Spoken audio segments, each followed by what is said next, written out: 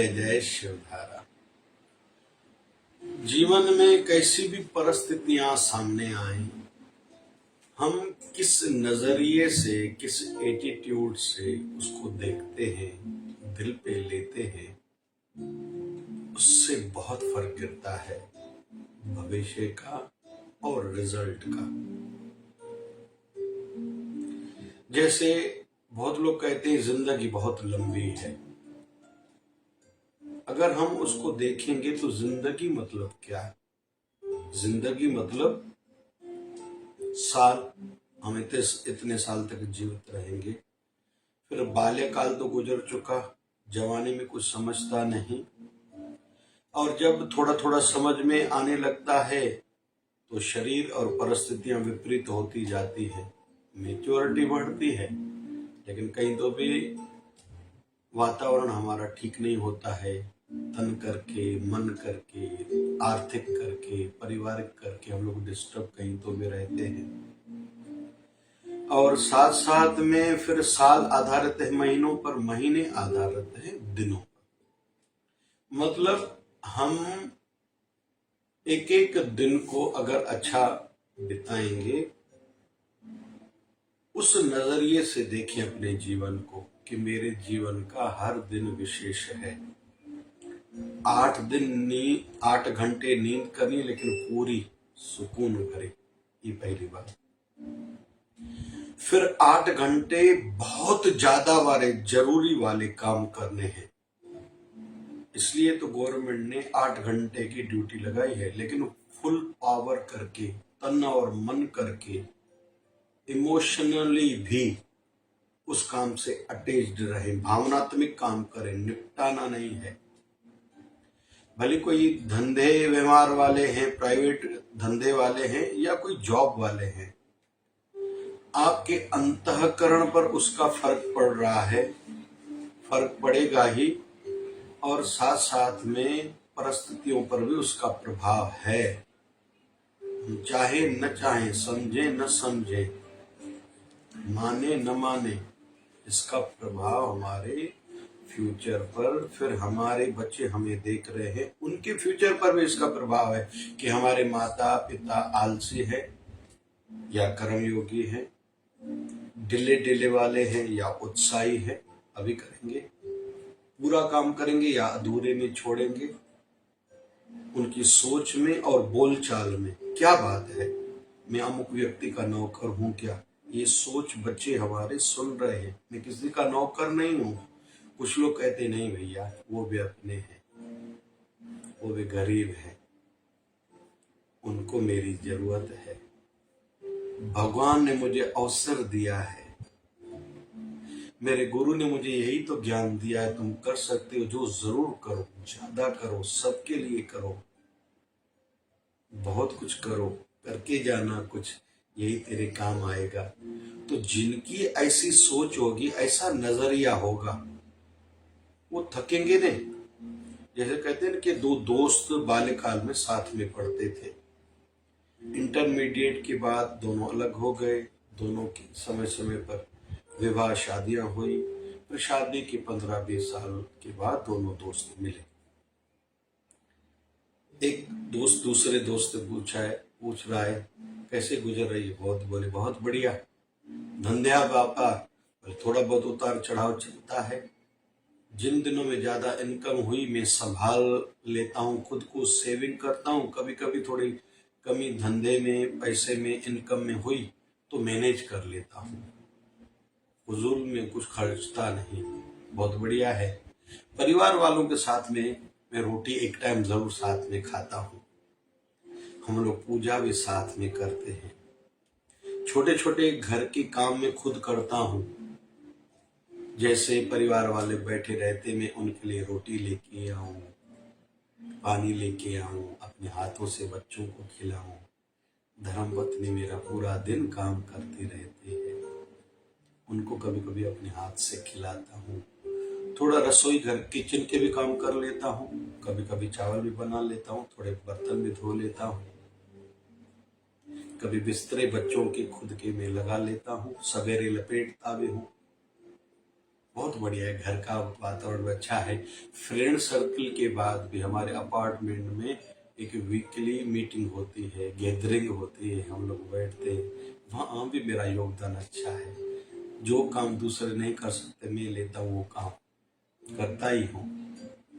गुरु दरबार में भी मेरा जाना रहता है, वहाँ की सेवा भी अच्छी मिली हुई है।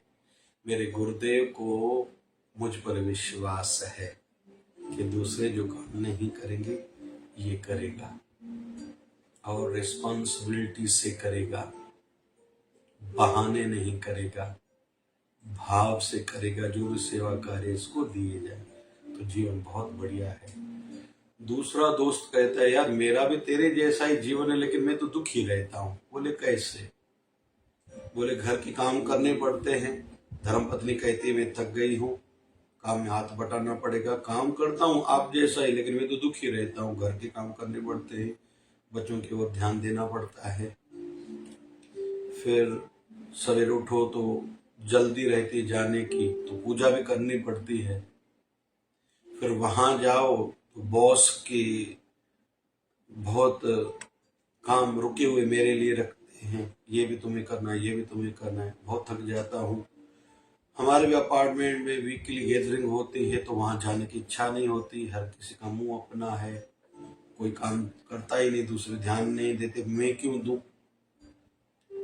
फिर गुरु दरबार में मेरा जाना होता ही नहीं क्योंकि आजकल कदर है ही नहीं, वहां दूसरे जो सीनियर हमारे गुरु भाई हैं हमारी ओर देखते नहीं, तो गुरुदेव के नजदीक जाने की इच्छा नहीं होती, मैं क्यों करूं, नहीं तो कोई तो करेगा ही, मुझे दुनिया के झंझट पहले कम है। तो वो दोस्त कहता है, करते तुम भी वही हो, करता मैं भी वही हूँ, लेकिन मैं जीवन से संतुष्ट हूँ क्योंकि एक एक दिन मैं अच्छा गुजारता हूँ। और यही नजरिया जीवन के फ्यूचर को, भविष्य को और रिजल्ट परिणाम को बदलता है। जो प्रसन्न रहता है, खुश खुश होकर काम करता है, उनकी आयु भी बढ़ती है। कुछ लोग हर काम को बोझा बोझा समझते हैं। 14 साल का वनवास भगवान श्री राम को मिला था। गए थे रामचंद्र जी, लेकिन लौट के आए मर्यादा पुरुषोत्तम भगवान श्री राम, क्योंकि बहुत कठिनाइयां उतार चढ़ाव देखे थे।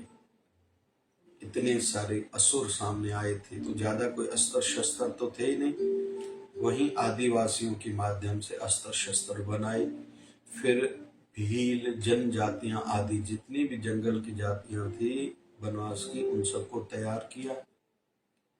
और वानरों की सेना, रीछ की सेना, मतलब किससे क्या काम लेना है, पहले तो काम के योग्य, काम के लायक किसी को बनाना, फिर उनका दुख सुनना, उनकी पीड़ा को समझना, उसका निवारण, सॉल्यूशन उनको बताना और करना, और उनके दिल में अपने लिए भाव जगाना और साथ में लेना कि मेरे दुख के समय में भी आप लोग काम आना, और आएंगे ही। यही काम भगवान श्री राम ने किया था और अजर अमर हो गए।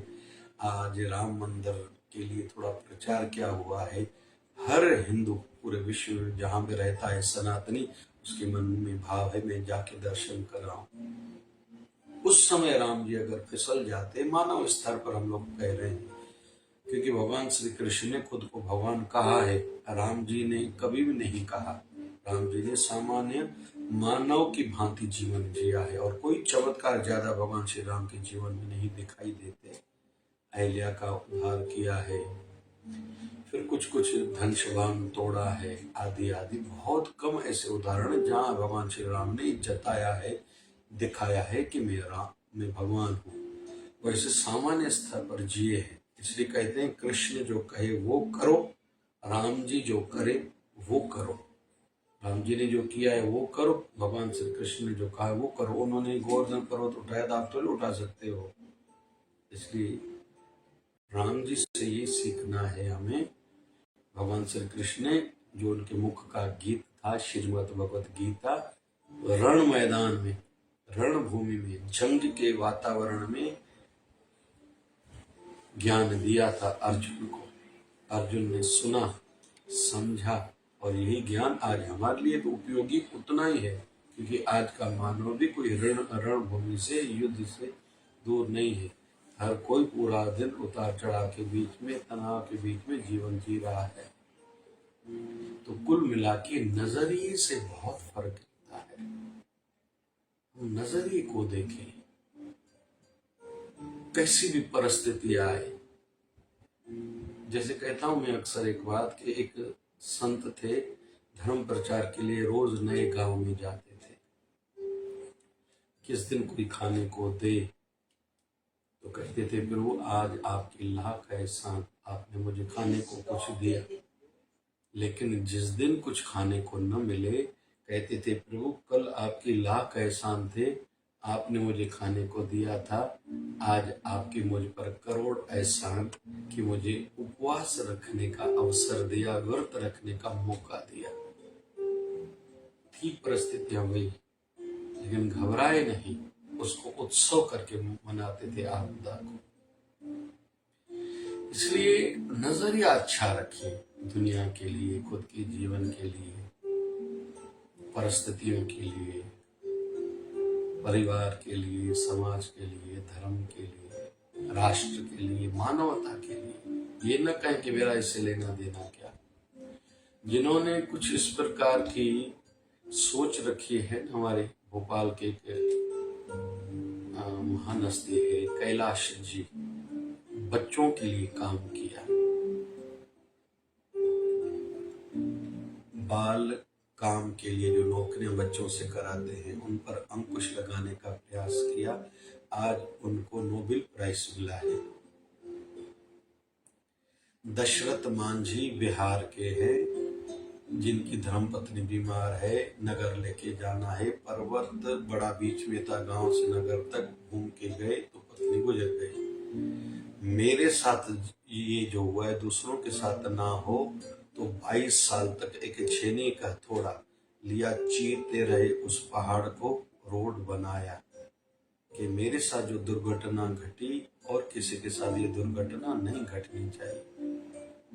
तो इस नजरिए से आपदा को देखा, इससे नहीं कि मेरी पत्नी क्यों मर गई, सरकार दोषी है, या मेरा दूसरों से लेना देना नहीं है, मैं तो बदला लूंगा। कुछ लोग इस नजरिए से इस जीवन में कोई उतार चढ़ाव देखते हैं, लेकिन दशरथ मांझी जी ने कैसे देखा, मेरे साथ जो हुआ ये दूसरे के साथ ना हो। पहाड़ को चीरा, लाभ, सरकार ने उनका सम्मान किया, उन पर पिक्चर तक बनी है। आज वो हमारे बीच में नहीं है, लेकिन चर्चाएं तो चल रही है। दूसरों के लिए एक आदर्श उदाहरण है।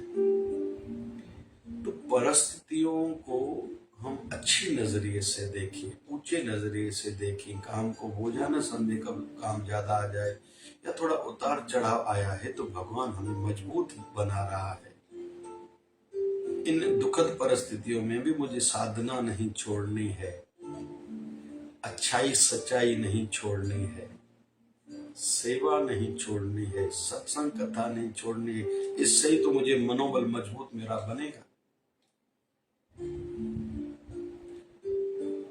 नजरें बदली तो नजारे बदल गए, भविष्य ही बदल जाता है, रिजल्ट ही बदल जाता है जिनका अच्छा नजरिया रहता है। हमारे शिवधारा मिशन फाउंडेशन की मुख्य सेवाओं में से एक सेवा है शिवधारा जल आश्रम की सेवा। रेलवे स्टेशन पर गर्मियों के दिनों में जल सेवा करना,